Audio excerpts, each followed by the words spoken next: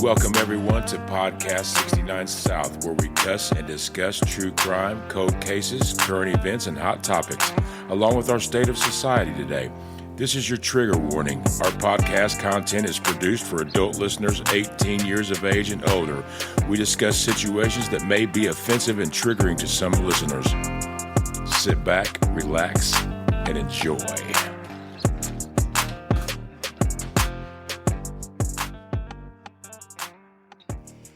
Welcome, everybody, to another episode of 69 South. I'm Chop, your host, and with me always is my beautiful co-host, Julie. Hey, everybody. Before we get started, Julie has a couple of things she'd like to say and give some props to our listeners and everything, and let you know just a little bit of a backstory about how we got going. Well, first and foremost, I want to say thank you so much to all of our listeners.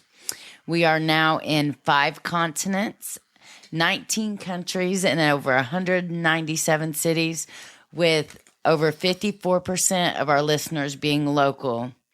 We are in each corner of the United States, from California to Oregon, Maine to Florida. In 4 months, we have expanded our reach thanks to all you amazing listeners. That's pretty fucking cool. There's people in Sweden listening to us, Germany listening to us, and even some in India listening to us. It just trips me out, man. Australia. I love that shit, man. I was so unbelievable. Now, when we started this podcast, it was just a hobby. We were just a little couple from the country who wanted to tell true crime stories, and never did we imagine that it could grow like this. And we're still just a tiny true crime podcast that want to give victims the voice they never had, and to stand up for injustices and bring to light what is done in the dark. This was a dream for so many years, but life comes along and stops all of your plans and dreams. Our podcast was supposed to originally air in 2020. We had gotten all of our equipment, remodeled an entire house for a studio, and we were already moved in and ready to start our show.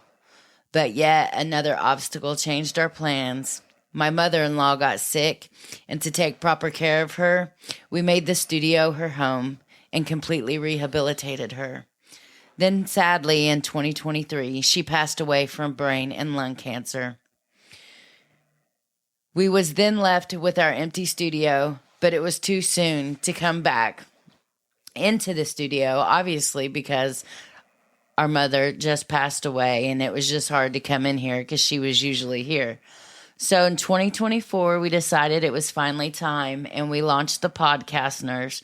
We launched our podcast, and our listeners' reception and engagement has made it all worth it. You guys have been amazing, and we just want to say a special thank you. Absolutely, and shout out to my mama. We sure miss you. And she would have loved to hear the podcast. Oh, she'd have had this shit on replay. She'd have been replaying it over and over and over. She would have loved it. She would have loved it. Getting back into today's episode, today we're going to be diving back into the Crosshair series. As Garcia and Riviera adapt to life behind bars, Katie is holding on to hope for a Hail Mary as she awaits her trial. Meanwhile, Charlie finds himself facing an extortion. Donna's future is uncertain as she fears prosecution, and Wendy is moving forward with her life seemingly unscathed. She ain't got shit so far, but I think there's some shit coming on her. I really, really do. Yeah. Now, if you're just tuning in and you're feeling a little bit lost, I recommend heading back to In the Crosshairs Part 1. There you can catch up on all the details surrounding the tragic murder of Florida State University law professor Dan Markel. We left off with the police pounding on Katie's back door, trying to get her to answer, while Garcia and Riviera faced arrest. However, it was only Garcia who was taken into custody that day, as Rivera was already serving time in a federal prison for unrelated charges. 5 months after Garcia, Katie's baby daddy, was arrested and charged with murder, Katie herself was taken into custody in October of 2016.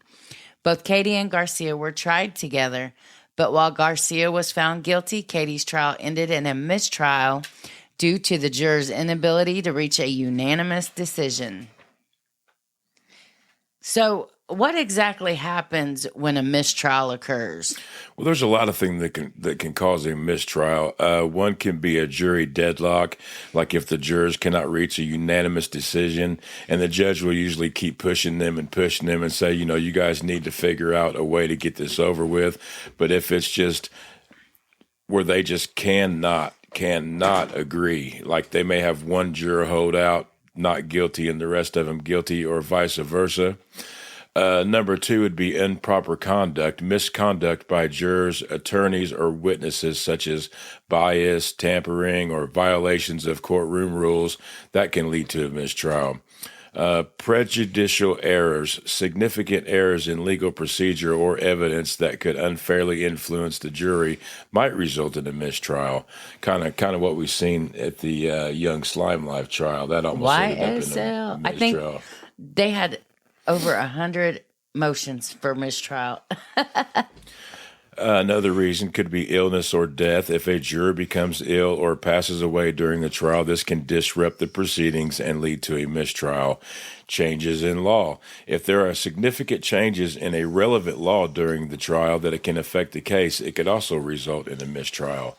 When a mistrial is declared, the case may be retried with a new jury, or the prosecution may decide to dismiss the charges altogether. Now, in this case, the prosecution decided to retry Katie after her initial trial ended in a mistrial. Her first trial took place in November of 2019, just before the infamous COVID-19 pandemic hit. Because of this decision, Katie had to remain in jail until her next trial, which was held in May of 2022. That means she spent 6 years waiting for her trial during that time. I'll tell you what's crazy is she didn't have to stay in jail at all. She was literally offered immunity for exchange for telling the truth, but she declined the offer. Like she could have told the truth and not spent a day in jail, been home with her kids, been done with all of it. Why would she do that? She had two small children at home who needed their mother. It's really hard to understand why someone would choose to remain behind bars when they had the chance for freedom and the opportunity to be with their kids. She truly believed she could stand in front of the jurors and convince them with her wild, fabricated story. It's just baffling to think she thought that would work in her favor. The first trial ending in a deadlocked jury probably gave her a little bit too much confidence. Like she thought she was the star of the courtroom drama. It's like she believed she could just waltz in there and charm the jurors with her wild tale. Spoiler alert. That's not how it works. Katie claimed she couldn't accept the immunity offer because Garcia was facing the death penalty, and if she testified against Charlie, it would feel like snitching on her baby daddy. But wait a minute. If she loved and cared for Garcia so much, why would she encourage him to murder her boyfriend's brother-in-law? If she truly loved him, she wouldn't have dragged him into this mess just for a quick payday. It's really a case of twisted priorities because she had a sugar daddy and a boyfriend, pretty much. I mean, you love me with all your heart, I like to think, but you wouldn't send me on some kind of retarded ass hitman scheme for $30,000 or $40,000 because that's all it was paying it to begin with. Hell no, I wouldn't send you nowhere. Hell no, you won't even let me jaywalk. You'd be like, baby, they're going to put you in jail for 30 seconds. Don't fucking wait till the light turns green. I mean, come on, man. And speaking of the priorities, let's talk about Katie's finances. It seemed that money played a huge role in her decisions. With her financial struggles, it's almost like she was willing to risk everything for a quick cash grab, even if it meant jeopardizing her family and her future. Now, before the homicide, she worked at a dental office. However, after the murder in July of 2014, she started receiving handwritten paychecks from the Adelson Institute for Aesthetics and Implant Dentistry, signed by none other than Donna Adelson. Now, these checks began in September of 2014, and they were always for the same amount, $407.58. And it always covered a 10-day period prior to the check date. Interestingly, these checks continued until at least January 2016, and on a couple occasions, she even received paychecks in advance. It looks like they were all written around the same time, using either the same date or sequential check numbers, which raises some eyebrows. I know you guys have all seen them, the big pads that have the payroll checks on them. A big institute like that more than likely would be using a payroll service, to write their checks out. But these checks were wrote out of one book. They were all wrote at one time. And for that reason, we don't know yet. We could only just assume, like maybe there was a certain amount that they were trying to get to, and they just broke it down and wrote all these checks at one time. But Donna had control of these checks, and obviously she would just pass them out to Katie whenever she felt like she deserved one, or spanned them out every 2 weeks to make it look like she was working over there, which she never did a lick of work in there. No, not at all. But you know what? It doesn't stop there. An investigation into her bank accounts revealed a significant spike in cash deposits after the Markel murder. In the year leading up to the homicide, Katie made about $15 in cash deposits, with around $10,000 of that in just the last 4 months. However, in the 12 months following the murder, her cash deposits skyrocketed to approximately $44,000, primarily through ATM transactions ranging from $300 to $2,000. That was her whining her little ass. Oh, my kids need this. My kids are more important than this, Charlie. I need some cash, Charlie. Wink, wink. Before I start telling on somebody, Charlie. Overall, since the homicide through November 2015, investigators have tracked over $56,000 in cash deposited into her accounts, on top of the paycheck she was receiving. Besides the checks from the Adelson Institute, which totaled under $13,000 for 2015, she also had a federal tax refund of $7,532 in March of 2015, and around $4,500 from another employee she started working for later in that year. So with her finances taking such a dramatic turn, it's hard not to wonder how much of her decisions were driven by financial desperation. It seems that money was a significant motivator in her life, and her choices reflect that. I mean, like, she was living high on the hog. She was balling out in some cash. Oh, yeah, she was. She had anything she wanted. I think we read a story once, and her Lexus that Charlie gave her wasn't running very good or whatever. And Charlie's like, oh, Katie, you can have my Range Rover. You can drive my Range Rover, or we'll get you anything that you want. Oh, I'll look into getting you an Escalade, I think was part of that conversation as well. I just want my kids safe, Charlie. Charlie. So why was Charlie funneling all this money to Katie? As investigators dug deeper into her finances and conducted electronic surveillance, the circumstantial evidence became to point squarely at Charlie's involvement in the crime. After a professionally enhanced audio recording of the meeting at Dulce Vita surfaced, Charlie was arrested and charged with the murder and conspiracy to commit murder. But Charlie's explanation was nothing short of mind-boggling. It was funny. He claimed he was being extorted by Garcia and Rivera, insisting he never had any intention of killing Dan. According to him, he was just venting to Katie about how much he disliked them and jokingly mentioned he'd pay a hefty sum to have Dan taken care of. Keep in mind, Charlie never met Garcia and Rivera, not one time. It was all done through Katie. All done through Katie. So his story in court was, let's see. So these hitmen, Latin Kings, the Latin Kings, a gang, the hitman, are extorting Katie by extorting Charlie. So it's just a bunch of shit. We've watched the court date, and it's almost comical how he's trying to explain this out. He's got a good lawyer, though, which we got a lot to say about him, too. Well, this is where things took a dark turn. Katie decided to share what Charlie said with Garcia. From there, it seems they concocted a plan to kill Dan and extort money from Charlie and his family. At his trial, Charlie acknowledged paying Katie after the murder, but he said he did so because he believed he was the victim of an extortion scheme and Katie could pay off the people who killed Markel.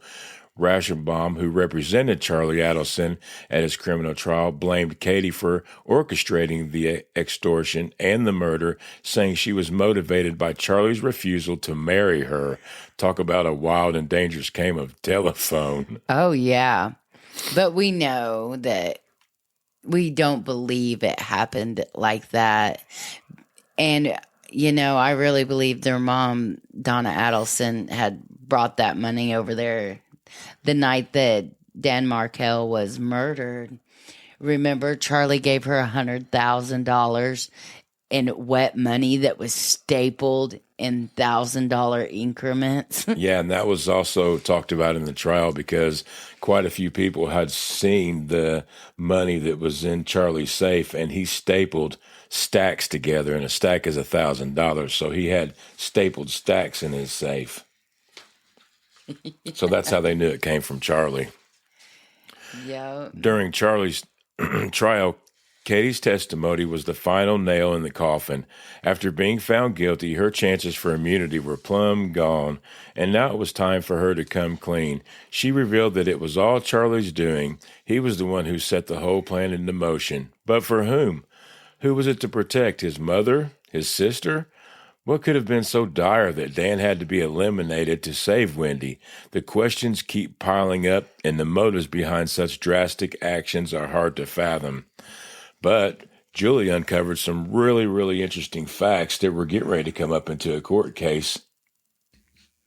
Dan was in the process of obtaining a court order to protect his children from having to hear negative things about him. This was a major threat to Donna, the controlling matriarch of the family, who could never allow that to happen. The stakes were high, and it's clear that Dan's efforts to safeguard his children put him directly in Donna's crosshairs. When they conducted that bribing Dan would never work, it left them with only one option: to hire someone to kill him. But it has to be deeper than just a child custody dispute. What other secrets or motivations were lurking beneath the surface that made them resort to such a drastic measure? We believe that the escalating legal battles triggered the conspiracy to kill Dan. He had been telling others that he was preparing to drop a legal bomb on Wendy. This all stemmed from a frivolous post-divorce litigation initiated by Wendy to relocate the children to South Florida. Dan's legal bomb was a revelation that Wendy had stolen $500,000 in assets, including a valuable Markel family heirloom. Now, we've heard them talk about this family heirloom. This was a piece of jewelry or an heirloom that had survived the Holocaust through Dan's relatives and made it all the way to Dan. So this thing was probably worth a fortune. He was planning to file a motion that could not only jeopardize Wendy's job and law license, but also expose her to possible criminal contempt charges. It's worth noting that Dan didn't uncover this fraudulent concealment until after the divorce was finalized, adding another layer of complexity to the situation. Donna and Wendy could never allow this information to be released. The only person who stood to benefit from Dan's murder was Wendy. It may have taken some time, but the dominoes have started to fall. In a shocking turn of events, Donna Adelson was arrested at Miami International Airport with a one-way ticket to Vietnam, just 2 days after her son Charlie was convicted of murder and conspiracy to commit murder. As she was being taken into custody, she exclaimed, "I didn't know I had a warrant, LMAO, really?" So Donna was finally arrested as well. It only took 10 years after Dan's death for authorities to gather enough evidence to charge her. Can you imagine a 73-year-old grandmother behind bars for murder? She probably thought she'd never relate to anyone else sitting in jail. Oh, she never thought she would see herself sitting in a jail cell. And I could imagine what she thought she was better than everybody else and all that stuff. But so why did they arrest Donna? She was indicted on charges of first-degree murder, conspiracy, and solicitation in the 2014 killing Authorities cited jailhouse calls she made to Charlie after his sentencing, where she discussed putting her financial affairs in order and hinted at planning to leave, either through self-harm or by fleeing the country. She was even thinking about committing suicide. Prosecutors alleged that Donna was the driving force behind the deadly scheme. Her son Charlie was convicted of first-degree murder and is now serving a mandatory life sentence.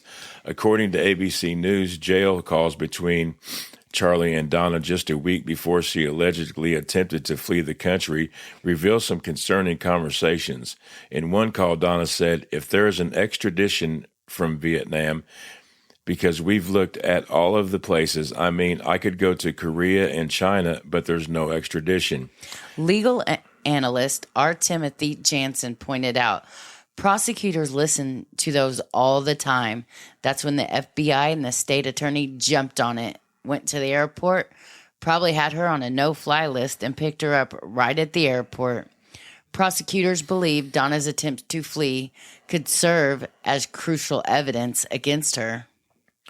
Donna's new attorneys, Jack Fulford and Josh Zellman, have taken over. Her former legal team was abruptly forced to reassign in September. She was previously represented by Dan Markel, who also handled Charlie's murder trial.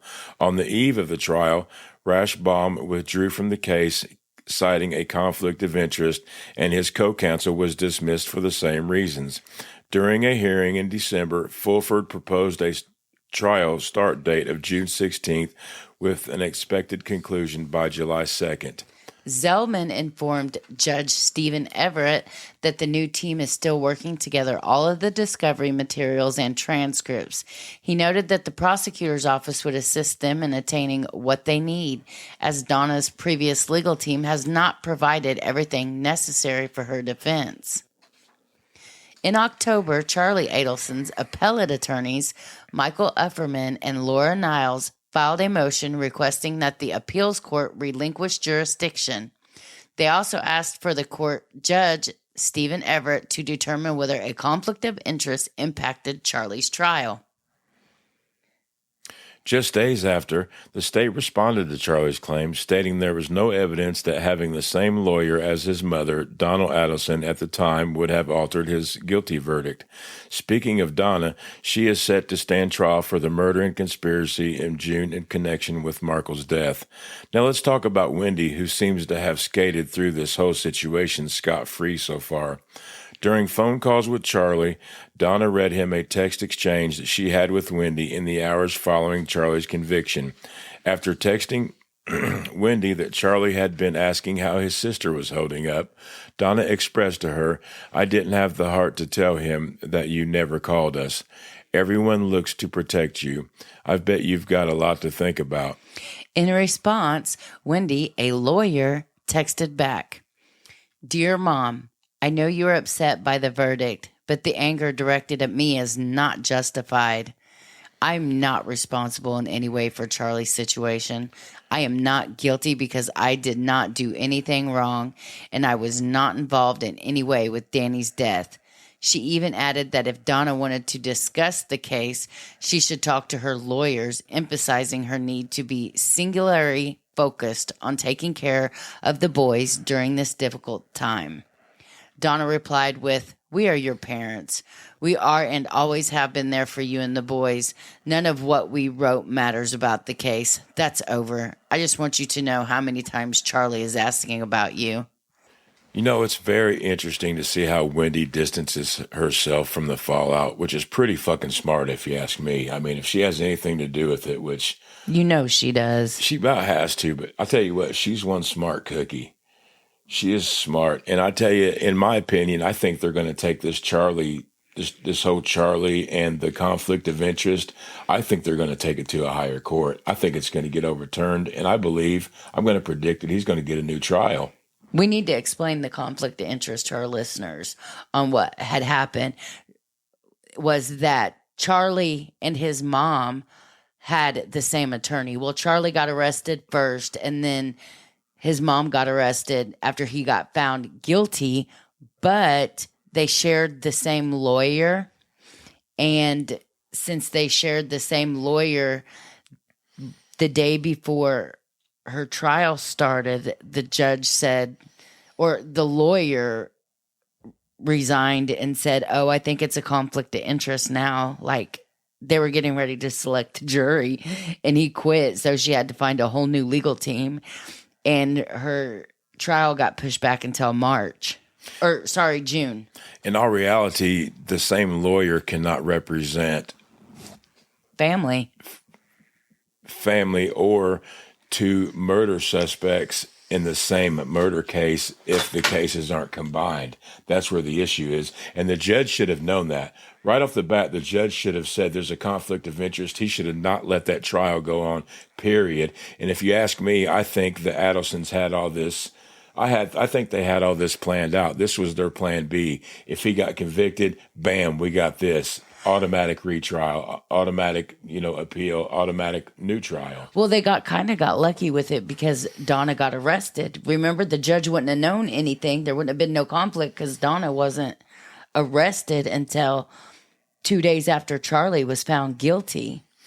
And folks, this brings us up to speed on everything, man. But I'm telling you what, Wendy, in my opinion, Wendy is going to get lit up. They're going to arrest her.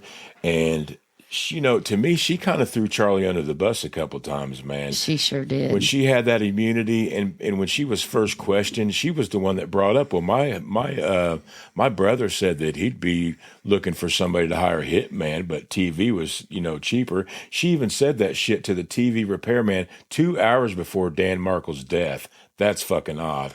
And I tell you what, Wendy better really, really be lucky. She'll be damn lucky if they don't get Charlie a new trial. And after she's thrown him under the bus, what if they was to offer Charlie a fucking sweetheart deal? That's what my prediction is going to be. We got a bet, remember? We do have a bet. We have a big bet, a nice bet, and I'm going to win that bet. And I said that Wendy wasn't going to get caught. Her ass is going to jail. Going to jail. But anyway, that wraps up our episode for today. Be sure and tune in next week for a brand new story. Don't forget to follow us on Facebook at Podcast 69 South, on TikTok at 69 South, and of course on Instagram at 69 South Podcast. We're also excited to announce that we're getting ready to launch our Patreon, where you'll be able to watch live video streams of the podcast, catch behind the scenes bloopers, and enjoy ad-free content along with early episode releases. We hope you have a fantastic time. Until the next time, have a good day, good evening, or whatever.